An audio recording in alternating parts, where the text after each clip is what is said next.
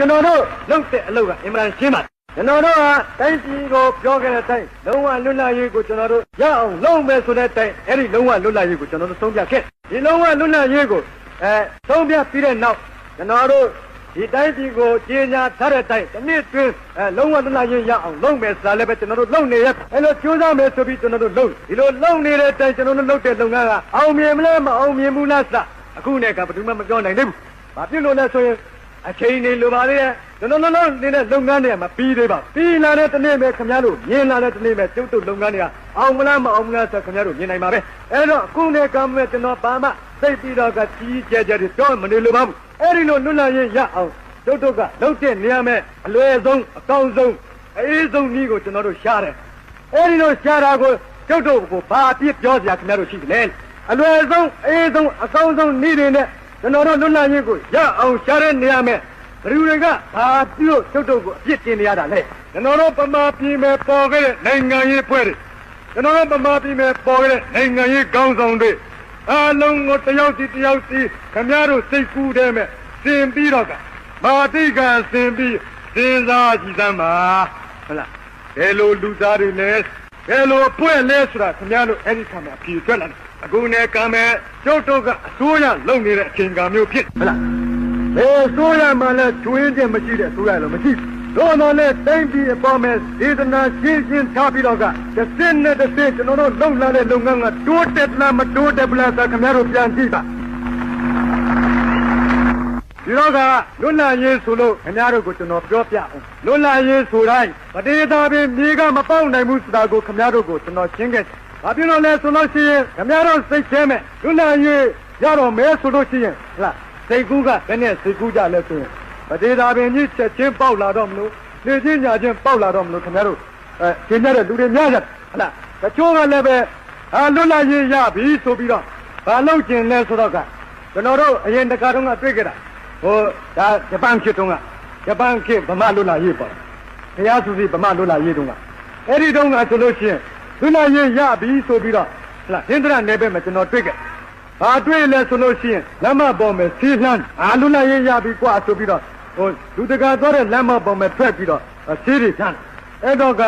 ဒီလမ်းတော်လမ်းလှုပ်တဲ့လူတွေအတော်ခွာကြအဲ့ဒါဟာလွတ်လပ်ရေးမဟုတ်လွတ်လပ်ရေးဆိုတဲ့အဓိပ္ပာယ်ကဘာလဲလွတ်လပ်ရေးဆိုတာဟာကိုတူတယောက်ကောင်းစားဖို့ဖြစ်စေတစ်မျိုးလုံးကောင်းစားဖို့ဖြစ်စေလုပ်တဲ့နေရာမဲ့တခြားတူတယောက်ရဲ့အကျိုးကိုမထိခိုက်ပဲနဲ့ဟုတ်လားတခြားလူတွေရဲ့အကျိုးကိုမထိခိုက်ပဲနဲ့လွတ်လပ်လပ်ကိုတိုးတက်မှုအတွက်လုပ်နိုင်တာလွတ်လပ်ရေးပဲတခြားလူတွေရဲ့အကျိုးကိုမထိလို့ရှိရင်အနောက်ရှင်မရှိစရာတိုင်းပြည်တပြည်လုံးရဲ့အကျိုးကိုမထိခိုက်ဘူးတခြားလူတွေရဲ့အကျိုးကိုမထိခိုက်ဘူးဆိုရင်ခင်ဗျားလွတ်လပ်လုပ်နိုင်တဲ့အခြေအနေရှိရတော့တော့လည်းပဲသူများနိုင်ငံရဲ့လွတ်လပ်ရေးကိုသွားနှောင့်ယှက်တဲ့လွတ်လပ်ရေးကိုမဟုတ်အဲ့ဒီကဘာလဲဆိုရင် license court ဒါရန်ကမှုများမှာဖြစ်ဒီတော့လွတ်လပ်ရေးဆိုတဲ့အဓိပ္ပာယ်ဟာစီးမဲ့ကမ်းမဲ့သဘောမျိုးမဟုတ်စီးနဲ့ကမ်းနဲ့သဘောမျိုးတာလည်းဖြစ်စီးနဲ့ကမ်းနဲ့ရှိမှတာလည်းလွတ်လပ်ရေးဆိုတာလည်းပဲဖြစ်နေအဲ့တော့လွတ်လပ်ရေးဆိုတာကိုကျွန်တော်တို့ရတဲ့ခံမဲ့နားလည်မှာကငါတို့တိုင်းပြည်ဟာပိုပြီးစီးကမ်းရှိဖို့လိုတယ်ဟလားလွတ်လပ်ရေးရအောင်လဲငါတို့တိုင်းပြည်လွတ်လပ်ရေးရအောင်လဲပဲစီးကမ်းရှိနဲ့လုပ်ရမယ်အဲ့ဒီလိုအားဖြင့်စီးကမ်းသဘောတွေနားလည်ပြီးအလုပ်စီးနဲ့ကမ်းနဲ့အလုပ်လုပ်တတ်မှလွတ်လပ်ရေးစာကိုခင်ဗျားတို့တကယ်ရပြီးနောက်ပြီးတော့တခါဒီလွတ်လပ်ရေးရတဲ့ခံမဲ့လွတ်လပ်ရေးရတဲ့အခွင့်အရေးတွေရ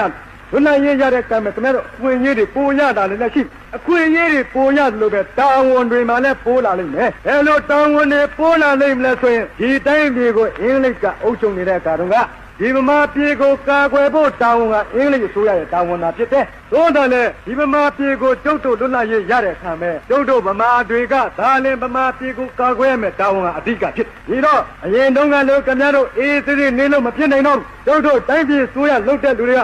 တိုင်းပြည်ကာကွယ်ဖို့အတွက်ဗမာပြည်မှာစစ်သားတွေနဲနေတယ်ဆိုလို့ချင်းဗမာတိုင်းဟလာအရွယ်ရောက်တဲ့လူမှန်သမျှကျမ်းမာတဲ့လူမှန်သမျှ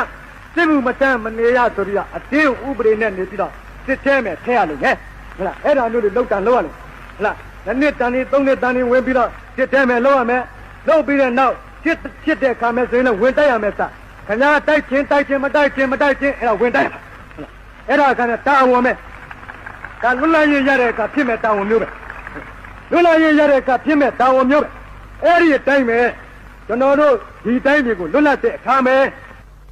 ဖြစ်ချင်တာတွေပေါ်မယ်ပြီးတော့ခင်ဗျားတို့အလုံးမလုံးပဲတော့ဖြစ်မှာမဟုတ်ဘူးဆိုတာကကျွန်တော်ပြောချင်ဟုတ်လားအလုံးမလုံးပဲမဖြစ်ဘူးဟုတ်လားအဲ့တော့ကဘီလာမဲ့အခုဒီစစ်ကြီးပြီးတဲ့အခါမဲ့အင်မတန်မဲ့မွေးနေဆိုအရင်တုန်းကတော့သူ့တိုင်းပြည်ကထွက်တဲ့ကုံကသူ့တိုင်းပြည်ကိုသွင်းတဲ့ကုံနဲ့စာပေါင်းများစွာပိုးတဲ့အတွက်လည်းသူတို့တိုင်းပြည်မဲ့တော်တော်ပဲဝင်ငွေတွေမြောက်များရပြီးတော့သူတို့တိုင်းလူပြည်သားတွေကိုတော်တော်လေးချောင်းချောင်းလဲပြအောင်သူတို့ထားနိုင်တယ်တိုးတော်လည်းဒီစစ်ကြီးပြီးတဲ့နောက်အင်္ဂလိပ်ဆိုရပို့မယ်ဆိုရင်ဒီနိုင်ငံခြားမဲ့သူတို့ရှိနေတဲ့ငွေပင်ငွေရင်းစိုက်တဲ့လုပ်ငန်းတွေစအမေရိကန်ကိုရောက်ပြတာဒီလောက်ပဲဖြစ်နောက်ပြီးကျွေးလည်းပဲတော်များကိုတင်တယ်ဂရေ1500လောက်တင်တယ်ဂရေရွှေတင်းကဂရေတန်းပေါင်း1500လောက်ကတင်တယ်ထင်တယ်အဲ့ဒါမျိုးပြင်ဟလာနောက်ပြီးတော့ဒီသူတို့တိုင်းပြင်မဲ့ရှိတဲ့ပစ္စည်းတွေကလည်းပဲအတော်ပဲကုန်သွားတယ်ကုန်လုံးနဲ့မကဘူးအခုနဒီနိုင်ငံခြားကုန်ကူးတဲ့နေရာမှာထွက်ကုန်ကဝင်ကုန်နဲ့အများကြီးနေအဲ့ဒီတော့ကအခုဒီစစ်ပြီးတဲ့အခါမှာရှင်းကငကိုချေကိုအများဆုံးပြန်ရအောင်ဆိုပြီးတော့အများဆုံးပြန်ရအောင်ဆိုပေမဲ့တစ်နှစ်တည်းနဲ့မရဘူးတစ်နှစ်တည်းနဲ့မရဘူးဒီငါ6နှစ်9နှစ်10နှစ်9နှစ်10နှစ်စရမ်းအဲ့လိုကိုသူတို့လုပ်ရမယ်အဲ့လိုအကြောင်းတွေကြောင့်သူတို့တော်ကိုပဲစီးပွားရေးချင်နေမယ်ထိကြိုက်နေတော့ကငကိုချင်နေကိုဒီငါ10နှစ်ဆိုတော့အများဆုံးပြန်ရောက်နိုင်အောင်ဆိုပြီးတော့သူတို့ဘာကြိုးစားနေတယ်လဲအင်္ဂလိပ်ပြည်မဲ့ထွက်တဲ့ပစ္စည်းအင်္ဂလိပ်ပြည်မဲ့လုပ်တဲ့ပစ္စည်းတွေကိုအင်္ဂလိပ်တွေမဝယ်နိုင်ဘူးမဝယ်ရဘူးဘာဖြစ်လို့လဲဥပမာအဝတ်ထဲအင်္ဂလိပ်ပြည်ကလုပ်တယ်အဲ့ဒီလုပ်တဲ့အဝတ်ထဲကိုဟုတ်လားအင်္ဂလိပ်ပြည်ကလုပ်ပေမဲ့အင်္ဂလိပ်လူမျိုးတွေကိုတစ်နှစ်ကို2ထည်3နဲ့အစရှိတဲ့အားဖြင့်လိုတလောက်တဲ့ပိုပြီးမဝတ်ရအောင်ကောပွန်စရာတွေပေးပြီးတော့ဆိုင်နေမယ်ရောင်းအဲ့ဒီကောပွန်ရမှဝင်နိုင်တယ်အဲ့တော့ဒီလိုဝင်နိုင်တော့ကအဲ့ဒီလိုပေးပြီးတော့ကရောင်းတယ်အဝယ်ခိုင်းတယ်အဲ့ဒါပူတော်တွေမှန်သမျှကိုဘာလုပ်လဲဆိုရင်နိုင်ငံခြားထုတ်ပြီးရောင်းတယ်ဟုတ်လားနိုင်ငံခြားကတကဘီလာကိုတွင်းတဲ့ပစ္စည်းတွေကြတော့လည်းပဲဟုတ်လားနိုင်ငံခြားနေပြီးဘီလာကိုတွင်းတဲ့ပစ္စည်းတွေကြတော့လည်းပဲအရင်ကလို့အရမ်းမဲ့အရင်ကလို့အသွေးမခိုင်းမဲ့နဲ့ချော့ပေါ့တွင်းပြီးတဲ့နောက်ဟုတ်လားအဲ့နိုင်ငံခြားတွင်းတဲ့တချို့ကုန်ပစ္စည်းတွေနဲ့ပတ်သက်ပြီးတော့ထွေးကြီးသားအရင်ကတည်းကအများကြီးလျှော့ပြီးအကုန်ခိုင်းသူတို့ရှိမယ်ဆိုရင်ခြေကပေါင်မုံဟုတ်လားသားတဲ့ပေါင်မုံနဲ့အခုပေါင်မုံနဲ့ဆိုရင်အခုအကာမဲ့အင်မတန်ကိုလျှော့ပြီးသားနေရတဲ့အချိန်ကမျိုးသားတယ်ဒီလိုခြေတာပြီးခုနေကမဲ့ဒီလိုလုံမှနောက်4 5 6နှစ်9နှစ်10နှစ်အစအဲ့လိုရှိလာတဲ့ခါကြမှာအင်္ဂလိပ်ပြည်ကအရင်ငကိုခြေကိုပြန်ရနိုင်ဖို့အကြောင်းရှိဟုတ်လားအဲ့ဒီလိုမဟုတ်ဘဲနဲ့နေမယ်ဆိုလို့ရှိရင်တော့သူတို့မရနိုင်အဲ့ဒီတော့ကဒီလိုတိုင်းပြည်ကြရနာဖြစ်အောင်ထူထောင်အောင်ဆိုရင်အင်္ဂလိပ်ပြည်ကလည်းပဲလွတ်လပ်တဲ့တိုင်းပြည်ဖြစ်ပင်ရတော့လဲအလုံးလုံးရတယ်ဆိုတာကိုခင်ဗျားတို့သိသိချင်းအဲ့ဒီတိုင်းမှာဆိုဗီယက်ယူနီယံဆိုတဲ့တိုင်းပြည်ကတော်လှန်ရေးတွေဖြစ်ပြီးတဲ့နောက်ပထမရှေးဥစွာစစ်တော်တွင်မှာတော့ဝါကွန်မြူနစ်ခေါ်တာဟလားဒီစစ်တော်တွင်မှာလုပ်တဲ့ကွန်မြူနစ်စနစ်ဆိုပြီးတော့လုပ်အဲ့ဒီပြီးတဲ့နောက်စစ်ပြီးတဲ့ကံမဲ့ New Economic Policy ခေါ်တဲ့လားဒီစီးပွားရေးစနစ်သဘောမျိုးနဲ့နေပြီးလုပ်အဲ့ဒီလိုလုပ်ပြီးတဲ့နောက်မှာတခါ9 နှစ်စီမံကိန်းတွေဆိုပြီးတော့9 နှစ်စီမံကိန်းတွေဆိုဗီယက်ယူနီယံမှာလုပ်ခဲ့အဲ့လို9 နှစ်စီမံကိန်းတွေပထမစီမံကိန်းလုပ်တဲ့အခါတုန်းကဒီနိုင်ငံလုံးရဲ့အခြေအနေအလုံးကိုခြုံကြည့်ပြီးတော့တိုင်းတစ်ပြည်လုံးရဲ့ကောင်းဖို့ကိုအမြဲတမ်းကောင်းဖို့ကိုရှေးရှုကြည့်ပြီးတော့လုပ်ရတဲ့အခါဖြစ်တဲ့အတွက်လူတွေဟာစားကျင်တိုင်းပထမမစားရဘူးဝတ်ကျင်တိုင်းမဝတ်ရဘူးနေကျင်တိုင်းမနေရအဲ့ဒီလိုဖြစ်ရတယ်ဟုတ်လားဒီတော့ကျွန်တော်တို့တိုင်းပြည်ကိုပြန်လဲထူထောင်ကြမယ်ဆိုလို့ရှိရင်လည်းပဲ National Planning ခေါ်တဲ့အဲ့လိုစီမံကိန်းမျိုးတွေနဲ့မလုပ်တဲ့နဲ့ဒီနေ့မှကျွန်တော်တို့တိုင်းပြည်မကြီးပွားနိုင်ဘူးမထူထောင်နိုင်ဘူးဆိုတာခင်ဗျားတို့သတိရှိနေတယ်ဟုတ်လားအဲ့ဒီတော့ကဒေသဘက်ကမြေကပေါက်လာမှာမဟုတ်ဘူး